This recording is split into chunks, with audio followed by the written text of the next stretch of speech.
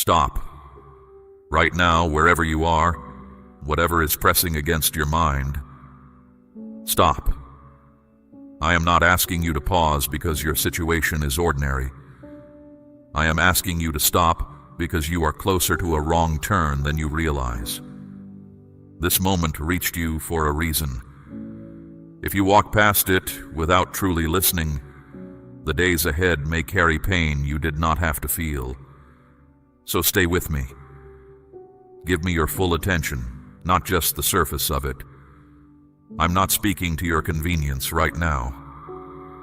I am speaking to the deepest part of you that still knows the sound of my voice. You may feel like today is no different from yesterday. Another heavy morning. Another list of problems sitting on your chest before you have even risen from your bed. But I see what is in front of you, and it is more than you're weighing right now. I see what your eyes cannot reach yet. I see what is forming just ahead, outside your line of sight. And I am choosing to speak now, because silence would not be love. It would be abandonment. And I do not abandon the ones I have made. There is a quiet disturbance in you. You have noticed it. You have tried naming it stress, exhaustion, or simply a dark mood that will pass. But you have not fully admitted what you already sense, that something is not right. There is a tight feeling in your chest that will not leave. A pull toward something you know is not good for you. A door you keep standing near, reaching for the handle, telling yourself this time will be different. I want to speak plainly about that door. I want you to understand why I'm asking you not to open it. I'm not speaking to you from a distance. I've been present in every quiet moment you have spent carrying weight that no one around you fully understood. I've been there in the long nights when your strength ran thin and no one was watching. I have seen the smiles you wore over real pain. I have seen the choices you made when your heart was starving for some kind of comfort. When loneliness became so loud, you would accept almost anything to quiet it down. I do not say this to shame you. I say it because I was there, and I know the full story, not just the parts you show others. Because of what you have survived, a quiet lie has settled into your thinking. The lie says, you are strong enough to go back. You handled it once, so you can handle it again. But endurance is not the same as wisdom. Being able to survive something is not the same as being permitted to keep returning to it. The fact that you made it through does not mean you are meant to go back. Some things were never designed to be revisited. They were designed to be left behind permanently, so that what comes next has room to grow in the space they once occupied. I am not speaking to you with harshness.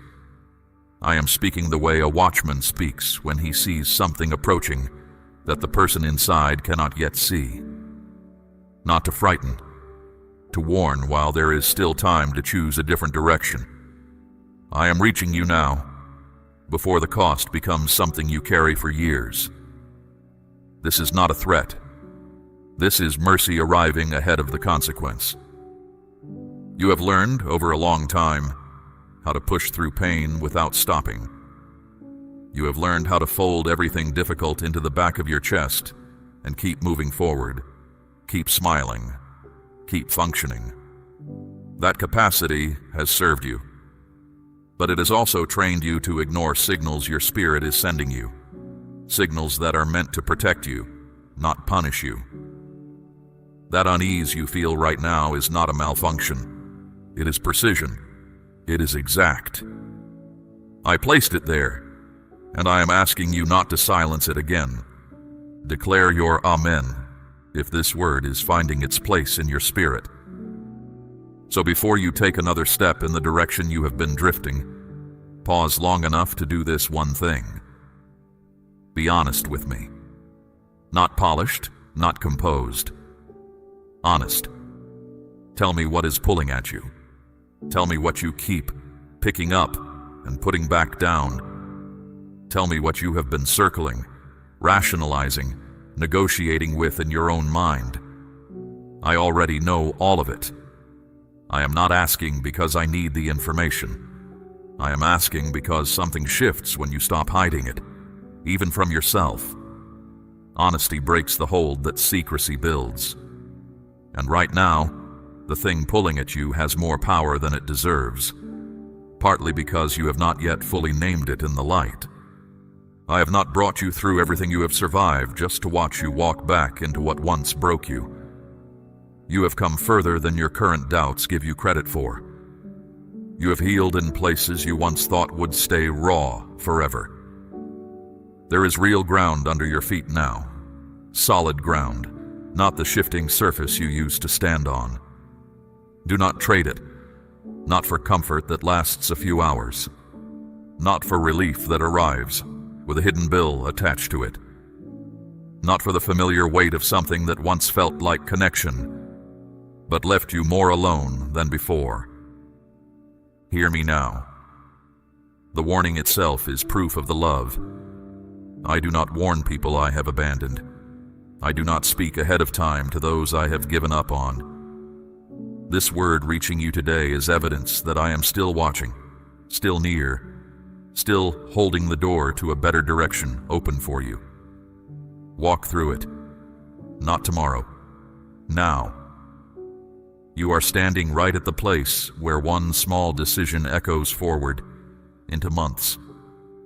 Choose the right one, and do it with the full weight of what I have just said settling into you. You are living in a season crowded with voices. They come from every direction, and many of them are soft. That is the thing I most need you to understand. Soft does not mean safe. A voice that soothes you is not automatically a voice that serves you. A voice that makes the moment easier to bear is not automatically a voice that leads you toward something good. You have been making the mistake of measuring voices by how they feel as they arrive, rather than by what they leave behind once they have settled in. Think about this honestly. There are voices in your life, people, patterns in your own thinking, things you return to when you are tired, that make you feel instantly better in the moment, but leave you a little less anchored each time you walk away. You feel temporarily relieved. Then later, slower, quieter, you notice your clarity has softened. Your resolve has loosened. You are a little more willing to excuse something you were firm about the week before. That is not coincidence. That is the direction a voice was actually leading you, while you were focused only on how it felt at the beginning. Comfort and truth are not always the same thing. They can travel together, yes, but they often do not. A voice can be warm and still carry something harmful underneath that warmth. A voice can sound like understanding and still be steering you away from real wisdom. A voice can make you feel deeply known, deeply seen, deeply heard, and still be moving you further from what is right. The feeling of being understood is powerful. I know that, especially when you have gone long stretches feeling unseen. But you cannot let that feeling become a reason to stop examining what is actually being offered to you. Declare, I believe, if you are receiving this into your spirit today. Here is what I want you to practice. When a voice reaches you, whether that is a person speaking, something you consume quietly in your private hours, or even a recurring thought that shows up dressed in gentle language, do not simply ask, how does this make me feel right now? Ask instead, what does this produce in me over the next several days? Do I feel clearer or more confused? Do I feel more rooted in truth or more willing to compromise? Things I know matter. Do I feel more courageous in what is right, or do I find myself looking for clever reasons to delay what I already know I need to do? Those questions cut through the surface quickly. They will show you things that tone of voice never reveals, because tone of voice can be manufactured. Anyone can speak softly. Anyone can choose gentle words. But what a voice actually produces, in your spirit over time, that cannot be faked for long. The fruit always tells the real story, eventually. I want you to understand the method that works against your peace. It rarely arrives through obvious aggression. It rarely looks frightening. Instead, it often comes through permission, through words that sound like freedom but are actually the loosening of something important in you, through comfort that validates your pain without ever asking you to grow beyond it, through encouragement that feels good in the moment but leaves you more attached to the very thing you needed to release, through reassurance that quietly lowers the standard you were holding yourself to, until the standard disappears entirely and you barely notice it is gone. The goal of that kind of influence is always the same: to move you forward before wisdom has time to speak, to make compromise feel reasonable, to make the thing you know is wrong feel manageable, to make the door you needed to close feel like it still deserves to be open. And it rarely announces itself as danger. It arrives gently, wrapped in exactly what your tired heart was craving at exactly the moment you were too worn out to examine it carefully. So I am asking you to raise a standard inside yourself, not out of suspicion toward every person around you, but out of a genuine commitment to guard what you have built. There is a real difference between being suspicious of everyone and being wise about what you allow in. Wisdom is not cold. Wisdom is not isolating. Wisdom is simply alert. It knows the difference between warmth that heals and warmth that numbs. It knows the difference between rest and avoidance. It knows when comfort is a gift and when comfort is a substitute for something harder and more necessary. My voice is different. I know you have felt the difference, even if you have not always been able to describe it. When I speak to you, something in your deepest place recognizes it, not because the words always feel pleasant, but because they carry a quality that other voices do not. They carry weight without crushing you. They carry honesty without leaving you feeling abandoned. They may challenge you directly, but they also give you the grace to face what they ask of you. That is the signature. A word that challenges you and equips you at the same time is a word from me. A voice that flatters you and slowly erodes your inner ground is a voice you need to step back from, regardless of how much you enjoy the way it sounds.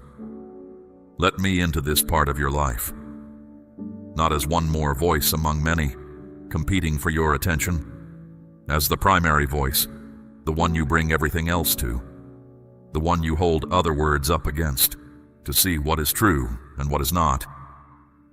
Let me become familiar enough to you that imitation cannot fool you. Let me retrain your ears to the point where you know, within a few sentences, whether something is drawing you closer to peace or slowly pulling you away from it. This is not something that happens by accident. It requires you to spend enough quiet time with me that my voice becomes unmistakable. Start now. Start here. Let what I am speaking become the loudest thing in you today. There is something working against you that I need to name directly. Not because I want you to be frightened, but because naming it accurately is the first step toward not being controlled by it. The opposition to your peace does not generally work through obvious attacks. It does not usually announce itself. It works through subtle permission. It works by finding the place where you are most tired, most lonely, or most desperate for relief, and then offering you exactly what you crave at exactly that moment. And the offer always sounds reasonable. That is how you know to be careful. It will dress disobedience in the language of self-care. It will make an old harmful attachment sound like healing because it feels familiar.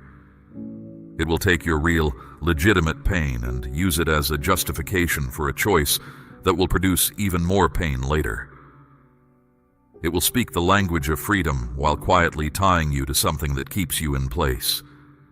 It will point to your exhaustion as evidence that you deserve relief, and then hand you something that only deepens the exhaustion once the initial comfort fades. I say this not to make you feel hunted. I say it because you are not powerless here.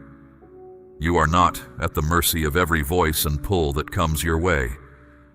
You have been given something stronger than any of this: discernment. And discernment does not work through suspicion. It works through steady attention, through the habit of pausing long enough to ask the right question before you move, through not letting how convincing something sounds be the only reason you agree to it. My child, I'm asking you to place a portion of what you have, something of real weight, upon the altar of this work, as gold laid on the scales of this calling. Let it be a seed sown into deep water, an offering set on stone, not held back in fear. This is proof that your trust rests in my hand to provide, and that your heart no longer clings to lack. What you release in faith does not leave your life. It moves ahead of you, into the harvest I'm preparing. Here is the practice I want you to carry with you. Whenever a voice reaches you, whenever a pull arises, whenever a familiar pattern begins beckoning you back towards something you have already moved away from, bring that thing honestly to me, not with a prepared argument for why you should be allowed to have it, not already half committed and hoping I will confirm the decision you have already made. Come with an open hand and an honest question. Is this from you? Does this belong in my life right now? What will this produce in me if I accept it? Ask, and then be still enough to actually listen for the answer. Not for a few seconds while your mind is already racing ahead. Actually still. Let the noise of your own wanting settle down. And then notice what rises in that quiet. Notice whether what was calling so loudly a moment ago begins to lose its urgency in the stillness. Notice whether the peace you feel when you are close to me increases or decreases when you hold the thing up to honest examination. These are not small observations. They are data. They are the exact kind of information that protects your future. You have a history of knowing something was wrong before you could explain it. That internal signal is real. I placed it there. The problem is not that you lack the signal. The problem is that you have trained yourself to override it, usually by arguing yourself out of what you already sensed. You tell yourself you are being too cautious. You tell yourself it is not as serious as it feels. You tell yourself the unease is just fear of change, not a genuine warning. And sometimes that is true, but you do not decide which kind it is by silencing it. You decide by bringing it to me. There is something I want you to understand about the way I actually speak. My voice does not require chaos to be heard. I speak in the clarity that exists after the noise has died down. I speak in the steadiness present when you have stepped back from immediate pressure and simply been still with me. If a direction only makes sense when you are spinning, if it only feels right when your emotions are at their most frantic, be careful with it. Truth does not need you destabilized to become convincing. Only pressure needs that. I do not manipulate you. That is an important thing for you to hold on to.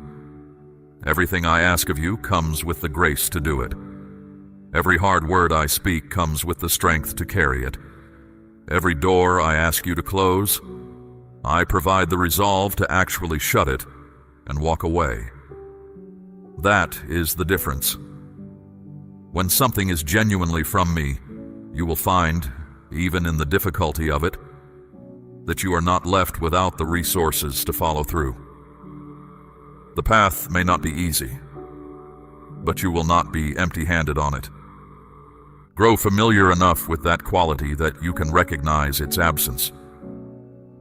Because when something that presents itself as divine leading leaves you feeling spiritually hollow, when it asks you to move but leaves you feeling divided and unstable on the inside, when it promises peace but produces inner noise, that is not my hand on your shoulder.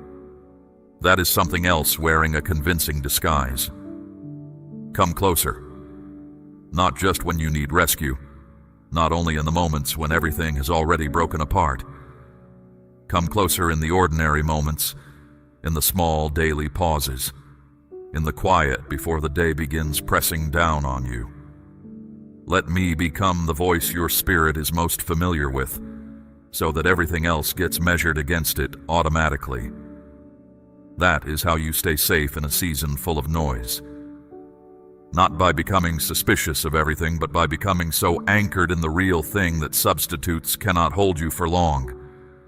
Now I want to turn this conversation toward the people around you, because some of what is disturbing your peace is not a habit or a situation. It is a person. And this is an area where I have watched you be more patient than wisdom required and more loyal than was healthy. Not because you were wrong to care, but because you were measuring the wrong thing. You have been measuring safety by intention. You have been asking yourself, does this person mean me harm? And because the answer is often no, you have concluded that their presence must be acceptable. But safety is not only about whether someone wishes you well. Safety is also about what their presence actually produces in you over time. A person can have good intentions and still consistently leave you emotionally drained. A person can genuinely care about you in their own way and still keep you anchored to a version of yourself you have already outgrown. Intentions and fruit are two different things. I need you to start measuring the fruit. Ask yourself what happens to your inner world after time with this person. Does your thinking become clearer or cloudier? Does your resolve to do what is right strengthen or soften? Does your prayer life stay open and easy? Or does it feel like something has been placed between you and me? Does your self-respect increase? Or do you find yourself making excuses for your own choices just to keep the peace? These are not small, peripheral questions. They tell you what is actually growing in the soil of that relationship. Some people belong to an earlier chapter of your life. They mattered in that chapter. They may have even been essential to who you were in that season. But a new chapter has begun, and it does not automatically inherit every person from the previous one. This is not judgment on their character. It is simply the nature of growth. When a river changes course, it does not drag all the old terrain with it. It moves into new ground. And not everything from the old path can fit in the new one. I want you to release yourself from the idea that loyalty always means proximity. You can hold someone in genuine regard and still create distance. You can wish someone well from the core of your heart and still limit how much access they have to your daily life. These two things do not cancel each other out. In fact, sometimes the most loving thing you can do, for them and for yourself, is to stop maintaining a closeness that is no longer serving either of you honestly. There are people who keep you emotionally tangled in old patterns, not because they are trying to hold you back, but simply because they have not grown in the same direction you have. They are not villains. They are not your enemies, but they are not suited for where you are going next. And continuing to give them front row access to your thoughts, your private hours, your vulnerable moments, and your decision-making is costing you more than you have been willing to admit. Your emotional energy is not infinite. Your attention is not a resource that automatically replenishes itself. When you pour significant portions of those resources into relationships that leave you more depleted than you were before, you're arriving at what matters most with less than you had. You're arriving at your prayers half empty. You're arriving at important decisions with your thinking clouded by whatever the last conversation stirred up in you. You are arriving at the things I am preparing for you next, without the full inner clarity those things require. I want to be honest with you about what I am doing in your relational world right now. I am making adjustments. Some connections are being loosened. Some voices are moving toward the edges of your life. Some conversations are becoming less frequent and less central. And if you have noticed this and felt guilty, if you have tried to force proximity back into something that was gently fading, I am asking you to stop. Do not chase what I'm moving. There is purpose in the shifting. When I quietly reduce certain connections, it is not because I want you isolated. Isolation is not what I am building. I am building space. Clarity. A different kind of quiet around you. The kind of quiet where you can actually hear yourself think. Where you can actually feel what is true versus what you have been told to feel by whoever is nearest. That kind of space is not emptiness. It is room for something better to arrive. So when a connection naturally cools, let it cool without guilt. When you notice that certain conversations are leaving you scattered rather than settled, stop returning to them as often. When your spirit consistently feels unsettled after time with a particular person, that is not pettiness on your part. That is discernment doing its job. Honor it. You do not need a dramatic event as permission to protect your inner atmosphere. You do not need to wait for a visible betrayal before you are allowed to create distance that your spirit has been requesting for some time already. You can do this without anger.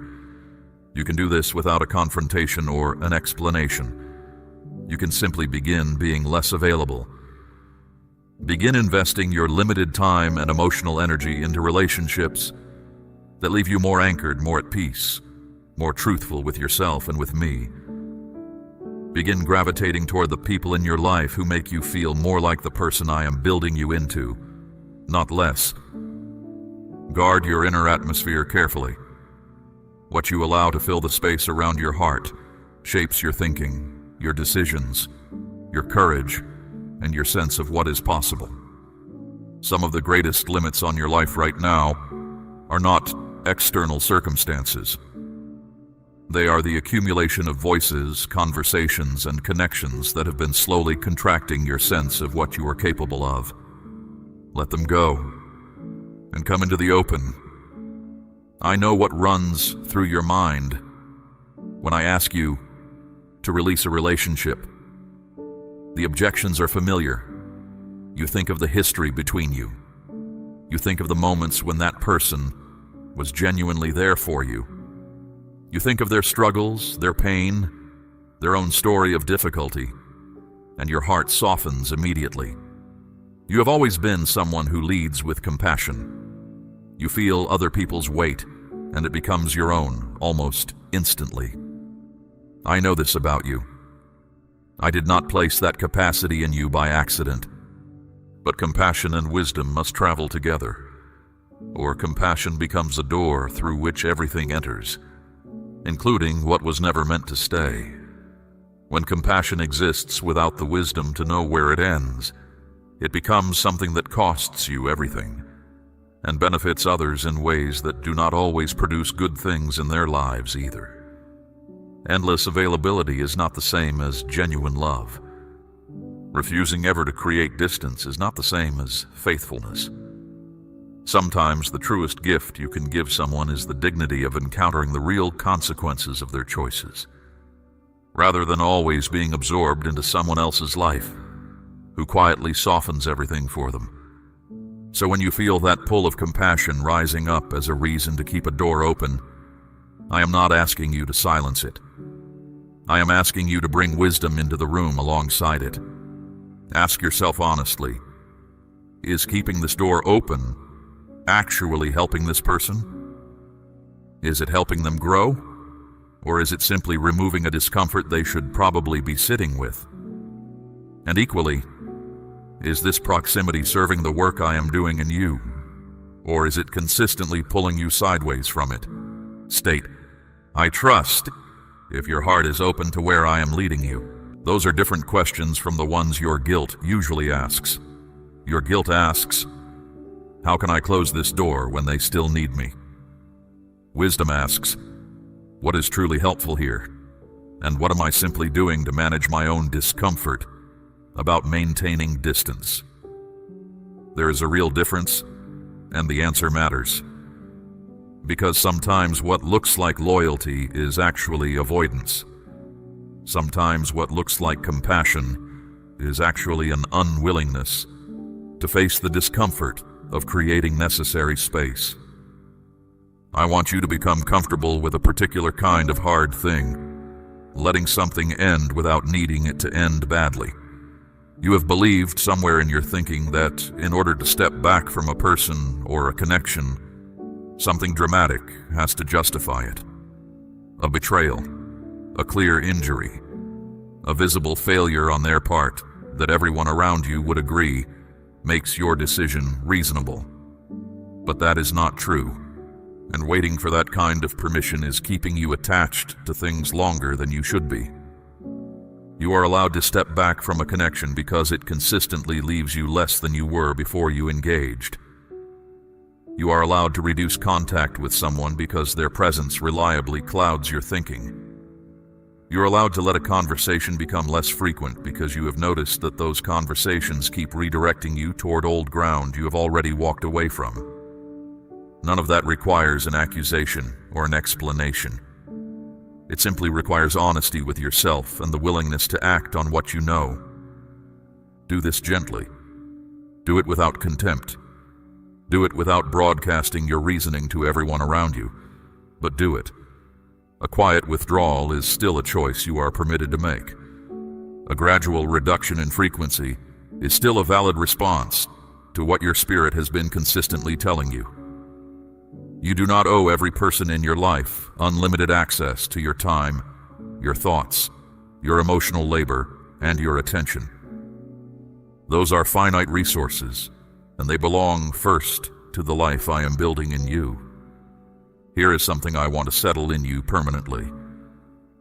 The people I am placing in your life next, the ones I am preparing to walk with you into what comes after this season, they are people who will make your spirit feel larger, not smaller. They will make your thinking feel clearer after time with them, not murkier. They will speak honestly to you, even when honesty requires courage on their part. They will not require you to shrink yourself or soften your discernment in order to maintain closeness with them. They will not be threatened by the version of you that is becoming more whole and more settled. But those people cannot arrive in your life at the depth they are meant to if the space they would occupy is still full of connections that are slowly draining it. I am not making room in your life to leave it empty.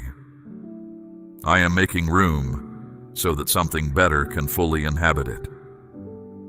Trust the shifting. Trust that what is fading was not abandoned carelessly. Trust that I am curating, not clearing out.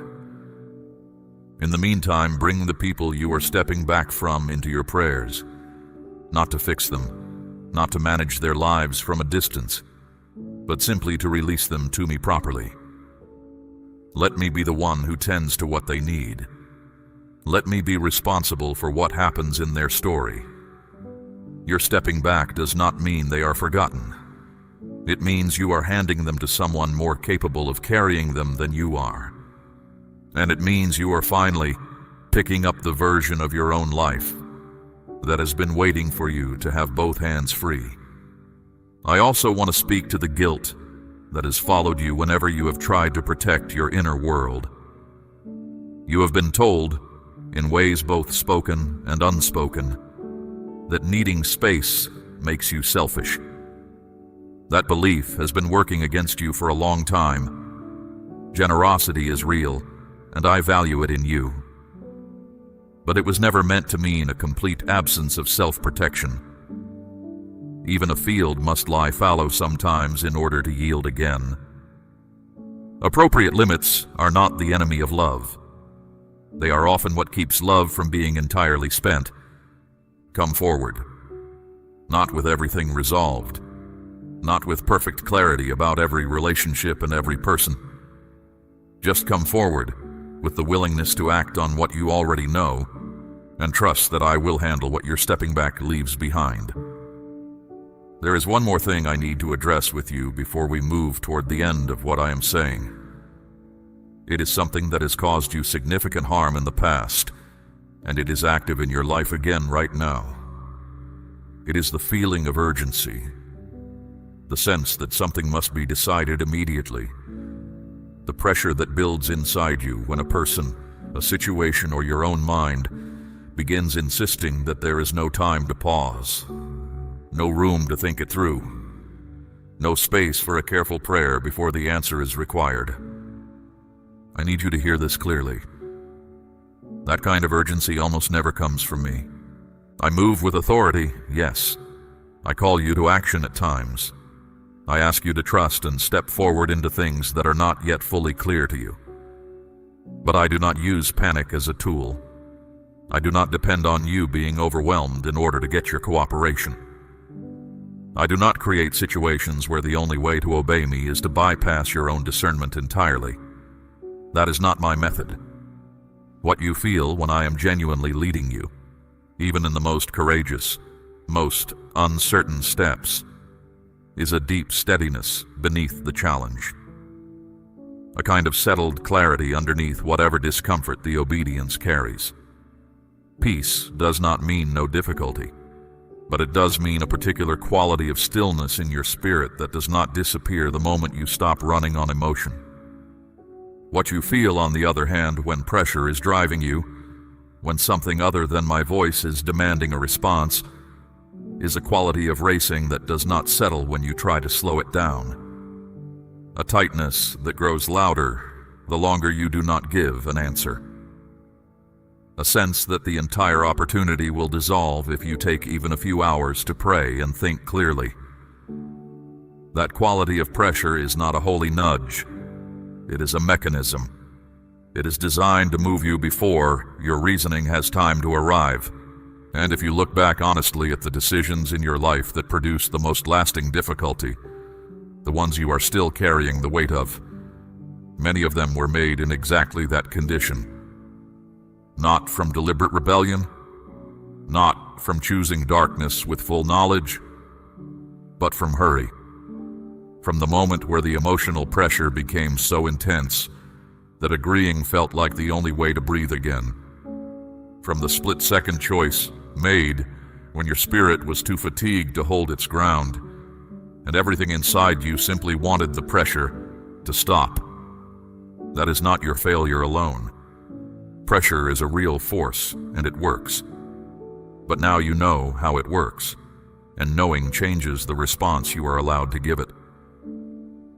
The next time you feel that rush rising, that urgent insistence that you must decide now, must respond immediately, must commit before you have had a chance to pray, I want you to do one thing. Stop. Not forever. Not even for long. Simply stop long enough to ask, does this carry peace underneath it? Can this survive my honest prayer? Will this still feel true after I have given my spirit an hour to settle? Because here is what I know with certainty. Anything that is genuinely from me can wait for your prayer. Anything truly meant for you does not evaporate the moment you choose to seek my guidance first.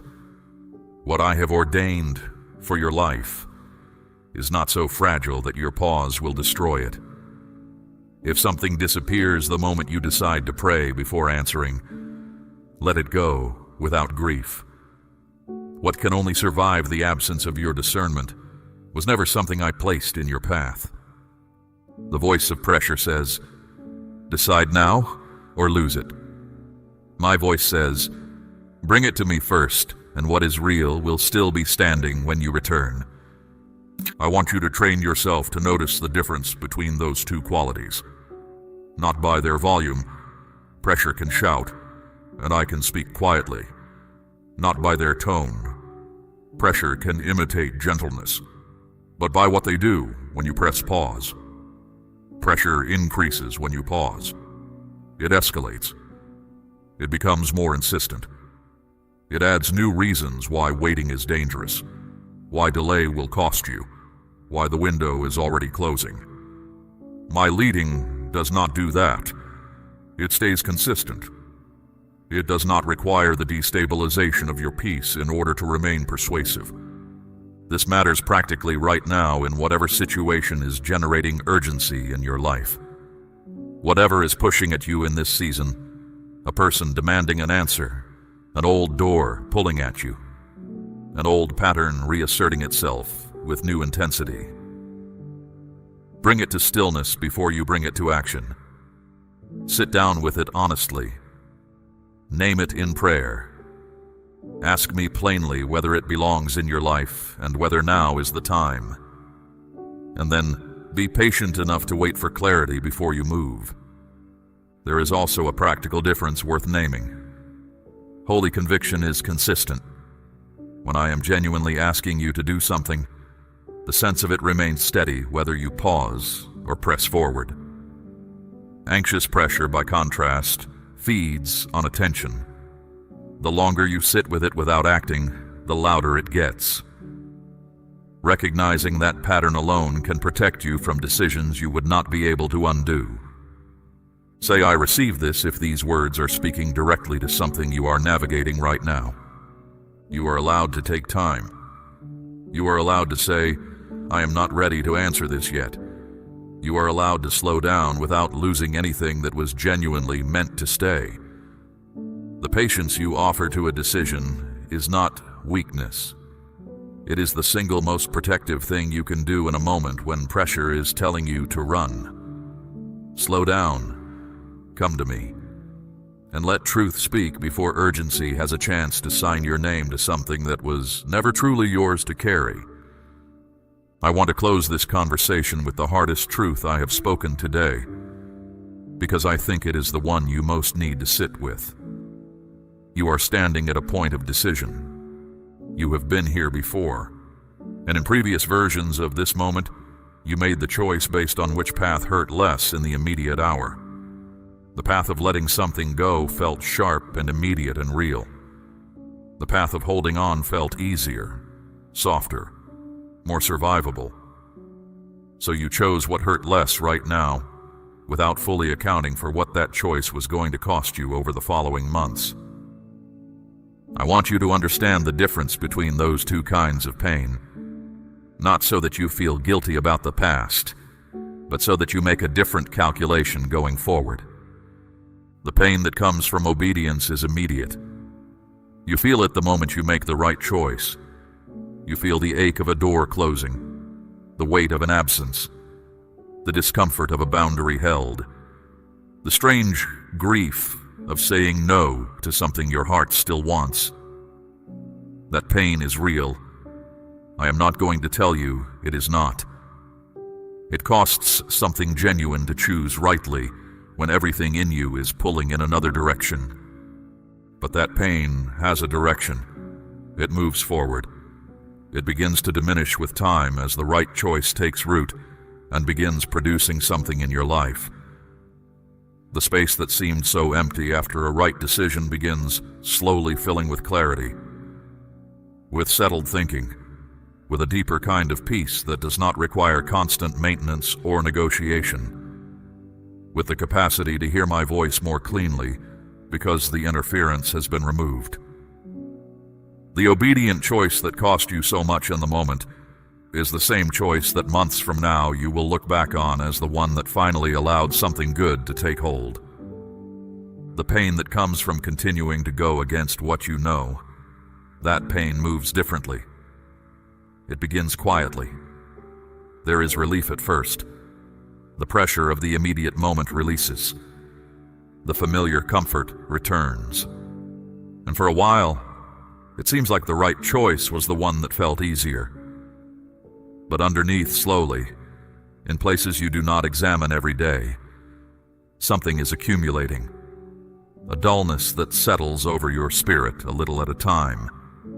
A growing distance from the clarity you once had. a creeping awareness that the decision you made is now requiring more and more maintenance, more justification, more rationalizing, more effort to keep the unease quiet. And the more you maintain it, the more entangled you become. That is the nature of the wrong path. It does not immediately announce its cost. It spreads the cost out over time in small daily losses until one day you look up and realize you have traveled a great distance from where you were meant to be. And the return journey is longer now than it needed to be. My child, I am telling you this because I want you to choose the clean pain, the sharp, immediate, fully felt pain of the right decision. I want you to choose it not because I enjoy watching you struggle, but because I know exactly what waits on the other side of it. I have seen the whole road. You are standing at the beginning of a stretch that looks difficult, but I have seen where it opens up. I have seen what is waiting for you past the discomfort of this choice. And I am telling you clearly, it is worth it. The price of obedience today is small compared to the cost of another long season of circling the same ground. I do not ask you to pretend the right choice is easy. I do not ask you to manufacture happiness about a decision that genuinely costs you something. I ask only for honesty and the willingness to act on what you know, even when it hurts. Especially when it hurts. Because that is where faith actually lives. Not in the moments when following me costs you nothing, but in the moments when it asks you for something real. You've been walking with me long enough to have evidence. Look back at the right choices you made in the past that were painful in the moment. Look at what those choices eventually built. Look at the seasons that followed the hard decisions, the ones where you held the line or let something go or stepped back when every part of you wanted to stay. Look at what grew in the aftermath. That is the testimony. Not of a life without difficulty, but of a life where difficulty was allowed to produce something lasting, rather than simply prolonged. I'm with you in what comes next, not watching from a distance to see whether you get it right. Present, close, walking directly beside you through whatever the next hours and days require. When the discomfort of the right decision rises, I will be there in it with you. When the temptation to reverse the choice and go back to what was easier returns, and it will return, probably more than once, I will be the voice steady enough to hold you if you stay near me. Stay near me. Not just in the crisis moments, in the quiet, ordinary moments too. In the mornings before the day puts its full weight on you. In the pauses between one thing and the next. Let me be the voice you return to consistently, until my company feels more natural than the noise that has been filling the space instead. This is not the end of what I am building in you. It is a turning point in the middle of it. What you choose today does not determine everything, but it matters. It matters more than you have been willing to sit with. So, sit with it now. Let the weight of it land fully, and then choose the right thing, not for how it feels in this hour, but for what it will build in all the hours that follow. I am not finished with your story, not even close, and what comes next is better than what you are holding on to now. Say yes if you are ready to take the next step forward with me today. We run on viewer support only. For exclusive member-only content, scan the QR or see the pinned comment. God bless you.